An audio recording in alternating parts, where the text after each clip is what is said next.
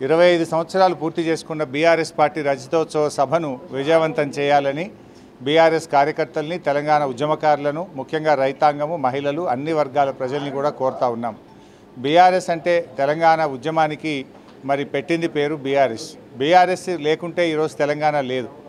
అనేక పార్టీలు వస్తూ ఉంటాయి, పోతూ ఉంటాయి. కానీ బీఆర్ఎస్ పార్టీ మరి తన లక్ష్యాన్ని ముద్దాడింది, తెలంగాణ రాష్ట్రాన్ని సాధించింది. సాధించడమే కాదు, ఒక ఆకుపచ్చ తెలంగాణను చేసింది, ఆత్మహత్యలు లేని తెలంగాణను నిర్మించింది, ధాన్యం ఉత్పత్తిలో తెలంగాణ నంబర్ 1గా నిలిపింది, జిఎస్డిపిలో పర్ క్యాపిటల్ ఇన్కంలో తెలంగాణ నంబర్ 1లో నిలిపింది, సంపద పెంచింది, పేదలకు పంచింది, 200 ఉన్న పెన్షన్ 2000 రూపాయలు చేసింది, ఆడపిల్ల పెళ్లికి 1,00,000 రూపాయలు కళ్యాణ లక్ష్మి కింద అందించింది బీఆర్ఎస్ ప్రభుత్వం.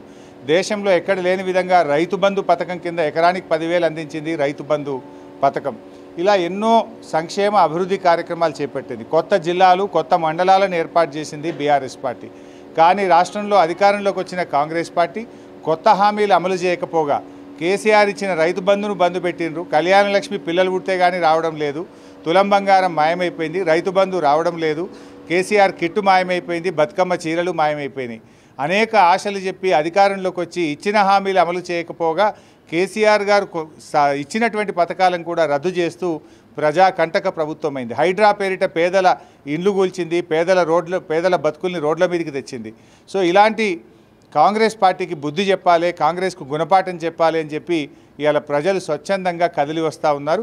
మరి ఎల్లుండి 27వ తేదీ జరిగేటువంటి సభకు రాష్ట్ర ప్రజలందరూ కూడా పెద్ద ఎత్తున తరలి రావాలని, ఈ సభను విజయవంతం చేయాలని పిలుపునిస్తున్నాం.